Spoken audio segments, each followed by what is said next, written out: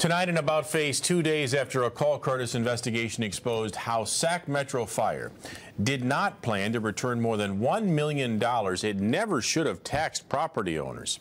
Well, the agency says they are now working to find a way to refund all of that money. We call on Kurtis Ming now with the change of tune today, coming from Metro Fire's board president.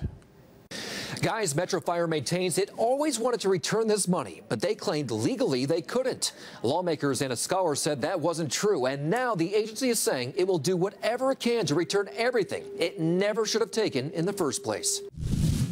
The wrong is being righted. Andy Payne just learning she may get back all the money she was wrongfully taxed. For my family, it's $400. You know, that's nothing to sneeze at.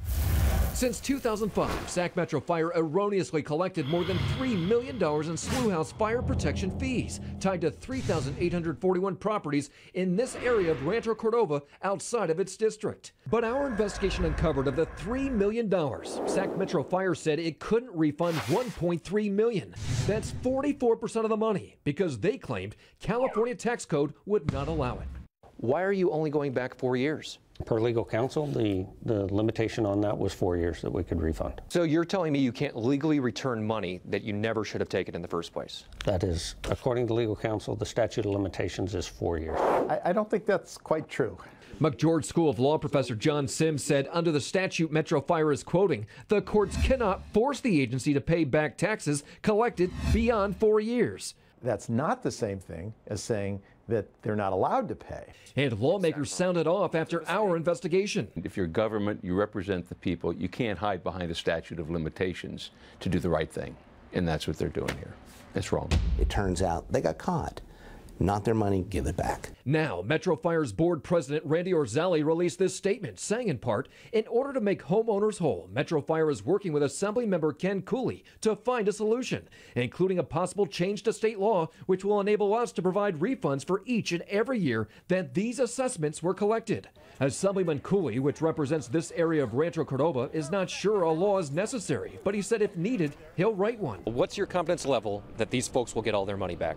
I'd say it's a very high confidence level. You're on the case. You know, I'm doing my job. Andy, who felt like the little guy up against big government, feels like finally she's been heard. It's nice to know that the little man has a voice. And those who qualify for refunds of the $100 a year fee will not automatically get them. They need to apply. So far, Metro Fire says more than 1,900 people have applied for refunds of up to $400. Of course, now they may have more money coming their way. Sac Metro Fire declined to go on camera about this development, but you can read their full statement on our website, cbssacramento.com. Guys? Well, State Assemblyman Don Wagner thinks the law should be clear. If the government collects a tax erroneously or illegally, it must be refunded right away. He says the type of situation our Kurtis investigative team uncovered is exactly why he introduced a bill this week. It should be the obligation of the government to refund that money.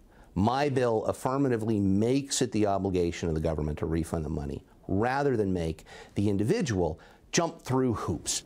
The Republican from Tustin says taxpayers should not have to fill out paperwork to get the money. The government should reimburse taxpayers, he says, as quickly and as painlessly as possible.